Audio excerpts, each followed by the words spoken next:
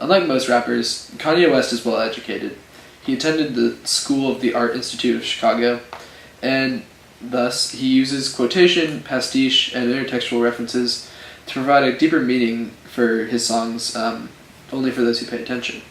So, sit back and enjoy as Zach and I close read his song Touch the Sky in his video, and reveal the insane connections that Kanye draws between his song and other songs.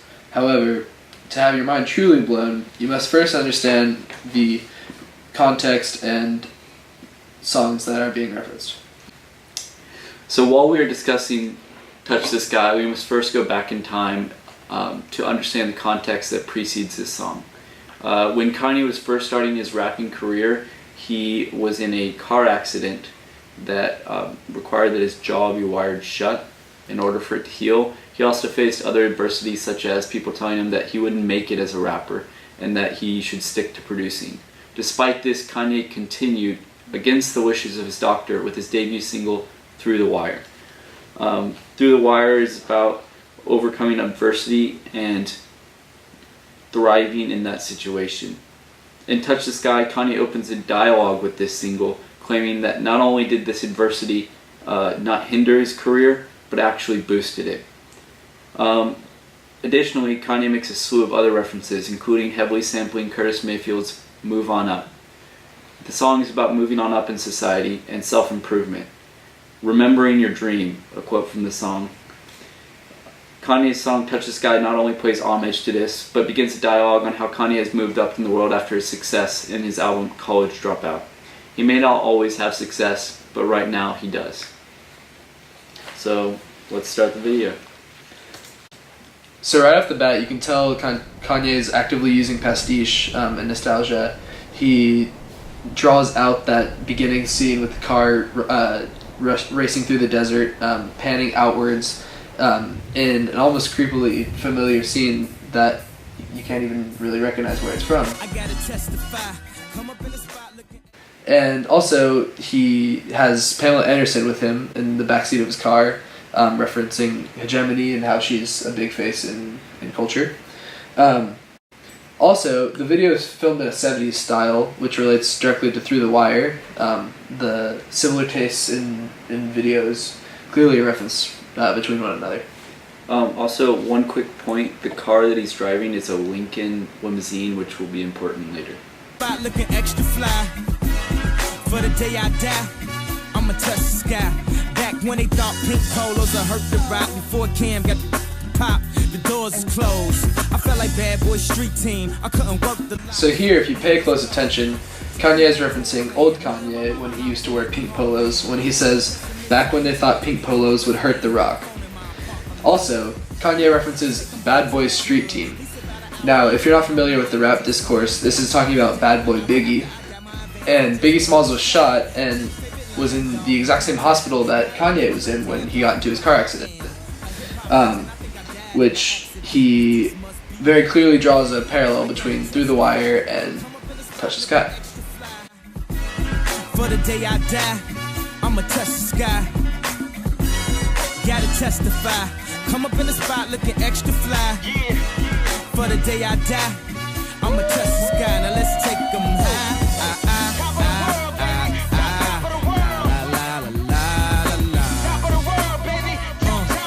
Now let's take them high.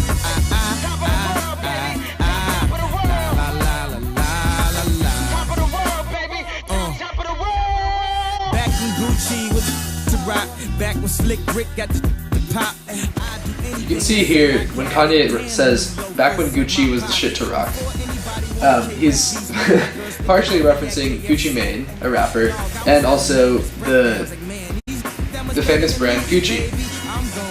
Yes, so Gucci is obviously a designer brand, which shows the double entendre between Gucci Mane and Gucci, the clothing brand.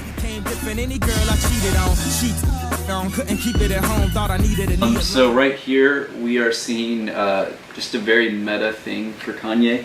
So as you can tell through the video, Kanye is Evel Knievel in his alter persona, Evel Knievel, and in this in this scene, there is someone that is imitating Kanye who is imitating another person, which we just thought that was very self-reflexive Kanye, this is a really big moment for you. Are you concerned about what effects your comments about President Nixon will have on your career? Whoa.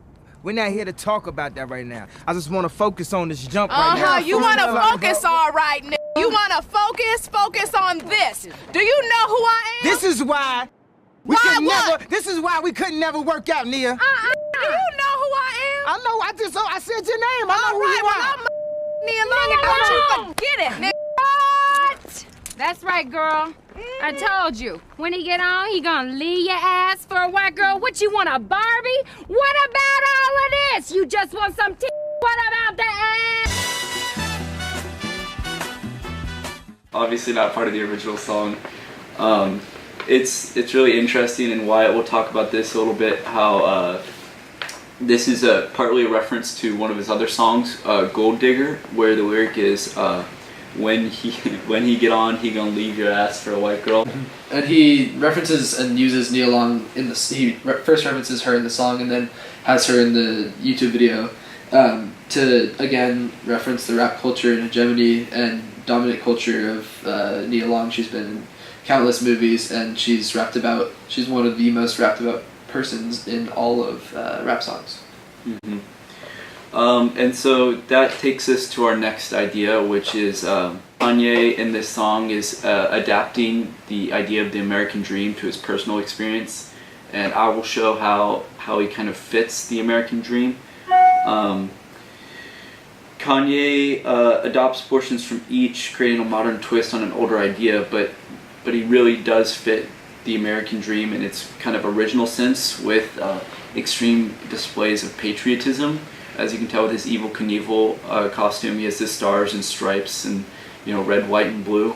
Also, he embodies ideas of American success. He's on TV, he's famous, he's very wealthy, he's driving a Ford car. Lincoln is owned by Ford, but it's an American company. And he is also has a beautiful spouse. So there's just a variety of things where it shows, deeply patriotic and U.S. nationalistic symbols within the video. So real quick, here's another example of American patriotism, is the marching band. Yeah, so basically Kanye is kind of taking the original American ideal dream and converting it to what he knows to be true for himself, and kind of converting it to dominant rap culture, bringing in Lupe Fiasco, who is also from Chicago, one of Kanye's friends. He co-opts the idea of the American dream and converts it to keep some elements, obviously, with the beautiful spouse. However, this time, like you said earlier, she's white. He has gold chains, wealth, money. He's displaying all of his fame, and he is just showing how he can touch the sky. He feels powerful. Come up in the spot looking extra fly. For the day you die, you gon' touch the sky.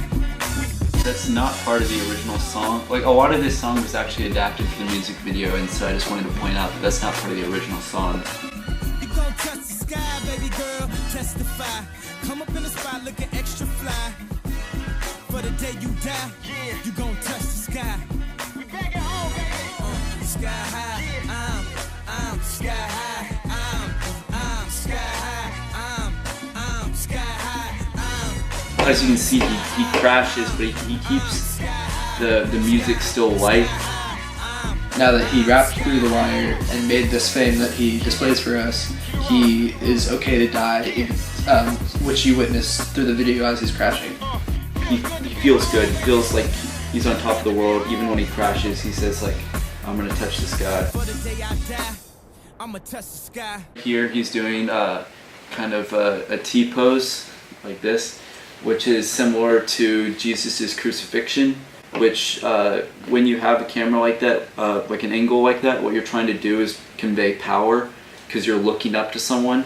And so a lot of times power dynamics can be explained through cinematography, and I think it's especially clear here.